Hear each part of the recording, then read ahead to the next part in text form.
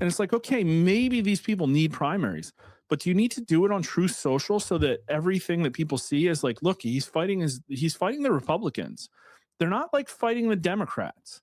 They're not fighting the criminals in the deep state. They're not fighting the economic war against the plutocracy. How are they fighting for America if they're fighting Republicans? So I wanted to talk about this. Stop me if if you've seen this. This came out, I think, like 2 days ago now in the Washington Post, and it's the first article in the Washington Post I've ever read that didn't piss me off, and it's about me. So I went to the White House November 18th last month, almost exactly a month ago, and I came out. I gave a stream about it. I did an interview on Alex Jones. I went on War Room and talked about it as well. But the Washington Post wrote about it. And I think that's important because you'd be surprised. There's a lot of people in the administration who do watch places like War Room, who do follow me on Twitter, but they are surprisingly insulated from what goes on in the internet. And so when it gets into a paper of record and it lands on a desk, then people start to take notice in Washington, D.C. So the very fact that this article came out was big.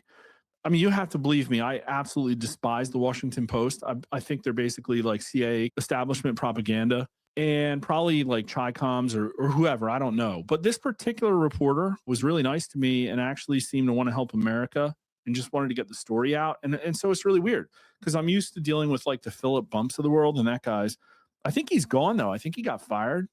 So that's good. MAGA leaders warn Trump that the base is checking out. Will he listen? Well, I'm not a MAGA leader, but I did warn Trump that the base is checking out. Trump's advisors say he is preparing to hold near weekly rallies to spend more time with the base, but has faced criticism from within MAGA in the meantime. This was not my advice. My advice was not to hold weekly rallies. I think that they're doing this because they're afraid that he won't win. The Republicans won't win if he's not on the ticket. And I don't think the answer is more Trump. I just do not. Maybe it'll help, but not if he doesn't have the right message. And the reason I got down there was because the messaging was really bad.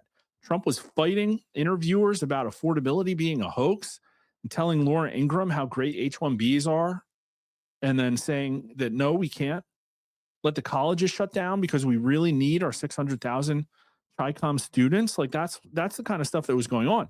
And then they put the 50-year mortgage out. Like, let's think back to November when there was horrible turnout because of the government shutdown and SNAP that blew up in the Republicans' faces. Horrible turnout in the beginning of November. And then just miss after miss after miss. And to be honest with you, Trump is still kind of missing. He just can't not brag about the stock market at a certain point that pisses people off because they know it's not the economy. They tell us it's not the economy. And again, he's talked about Miriam Adelson more than he's talked about the housing price crisis. Now, JD Vance has, and JD Vance has been out there saying that increased deportations will lower housing. Yeah, like getting rid of H-1Bs would as well, like much faster. So you could tell that they're operating within these confines. Like there are basically some constraints that they operate under. And one of my goals was to figure out what the constraints are, how the decisions get made. One of the things I wanted to see when I went down there, as Donald Trump ate his crab cake lunch inside the White House last month, conservative pollster, not a conservative, guys, conservative pollster Mark Mitchell tried to explain that there was a disconnect between what the administration seemed to be focused on and what Trump's passionate base of supporters want to see. Yeah, I didn't make up those 300 DMs I got of people like burning their MAGA hats and just despairing that Trump wasn't their Franco. Like that's what I got for all of November. He betrayed them, and people still are out there talking in core MAGA country about how Trump is betraying them. I'm not making this up. And again, there was a little bit of a puke in Trump approval. Let's just look at that quick. I've updated the charts. So we have this. This is the Trump net approval comparison chart. And he did 2 weeks ago hit the lowest of his term. It got down to -8 in the 10-period moving average, but I think we had a -12. I think it's pretty bad. Like without the moving average, it was down here like about to cross under his first term. Like we were very close to crossing under his first term without the moving average, and it still might have hit it with the raw data, getting pretty close to Biden. But Biden, again, had all those service members die in Afghanistan and the horrible withdrawal that gave away $10 billion of military equipment and a base we'll never be able to get back. And they were chanting FJB in stadiums. And so that gets you down to like, negative 17, 18, and Trump was at negative 12. So not great. Now it's recovered up to like negative 6 or negative 7 today. And Republicans stuck with him through all of this. They did. He lost Democrat crossovers and then independents. And then finally, just in the last couple of weeks, it was too much for Republicans. They got down to a 53% strong approval of Trump. And I think maybe like a 75-ish total approval, when most of the term he's been at like 81. So again, though, this is all about the midterms and about whether Trump will have the political capital and momentum to be a tailwind for Republicans on the ballot in November of next year. It's not about Trump being above some super magical approval rating number. Might convert to votes, it might not convert to votes. And I think his approval rating is going to prove to be insulated from this kind of stuff. But he needs that low propensity, like first-time Trump voter, under 40, independent, not a party guy, came out for Trump. When that person is disaffected, they're either going to vote for Mamdani or not show up. Like that's what the polling says. So I said, sir, you got shot at the Butler rally, invoking the really strong optics of Trump raising his fist in defiance after the attempted assassination of July 2024. You said fight, fight, fight, but nobody ever clarified what that means.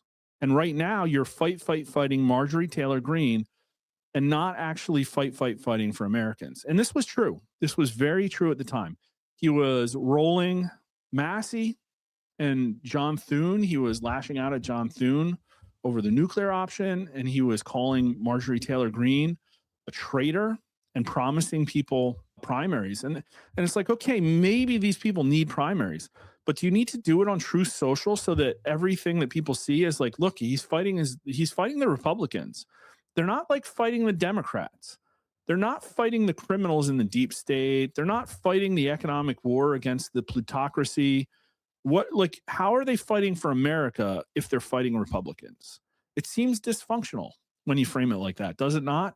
And nobody ever clarified what he meant. I mean, he just said fight. I guess it seemed like the right thing to say at the time, but use it. Fight for Americans. The head pollster at Rasmussen Reports warned Trump that many of his supporters believe he hasn't drained the swamp. Correct. I have new polling that proves that. 83% of Trump voters think that agencies like the FBI and the CIA still need major reform. If the tweets that Dan Bongino put out, Dan Bongino, who will be a civilian in less than a month, if the tweets that he really put out were enough, then that number would be much, much, much lower. When you have a party in power, usually the voters of that party are like, I trust the government now, not the Republicans. With Trump there, they do not care. They still do not trust the federal government. So he hasn't drained the swamp. It hasn't happened. And I suggested the president refocus with a plan to embrace pragmatic economic populism. And this is true. If the Republicans can't give a better answer than free market and stuff to Democrat socialism, then Democrat socialism is going to win. It's going to win because it works. They just raid the treasury and give it to people, and that works. It'll be like the Weimar Republic. We'll have Zimbabwe dollars, but it will work for a period of time. And free market capitalism it doesn't work. It's been taken over. Like I said, we have a plutocracy. We have a corporate kleptocracy. We have globalist companies that are trying to basically take over America and squeeze every last drop out of the American economy. You have to have an answer for that. And if your answer is the stock market's good because stocks are high, like, trust me, bro, it'll be great next year. By what measure? Like I asked them, like, what measure are we going to look at the economy next year and say, you know what? America agrees the economy is better. And so they're going to vote for Republicans. And I think that there isn't an answer to that. Maybe wages, a hot labor market with soaring wages would probably be a good one. That's what happened. Trump was doing really well in the spring of 2020 before the COVID hit. And why? It was because the labor market was soaring. He's not talking about that. Not until very recently and only very tangentially. And like they put Scott Bessent in charge of being the affordability person. And Scott Bessent is out there having events with Ray Dalio because they're going to hand banking accounts and investments to people's kids. And it's like, I guess that's good. It's like, well, nobody cares about the stock market, so we're just going to give them some stocks. And at least the brokers will be happy. If you just hand people dollars, though, does it really help? I don't know. To the extent to which we were talking about the economic populism message, he wasn't as interested as I would have hoped. And this did say a different sentence that I didn't think reflected my actual thoughts about the meeting. So they nerfed it for me. Thank you, Washington Post. Adding that it was a long-ranging conversation. So we talked about a lot of stuff. And this idea of economic populism was just not clicking. He was talking about big donors. He was talking about billionaires and corporate CEOs and investment deals. And he likes making deals. But I said, it looks like oligarchy stuff. And Americans are getting screwed by the oligarchy. And so if Trump is going to declare war tonight, I would love to see him declare war on the oligarchy. That's what we should be fighting.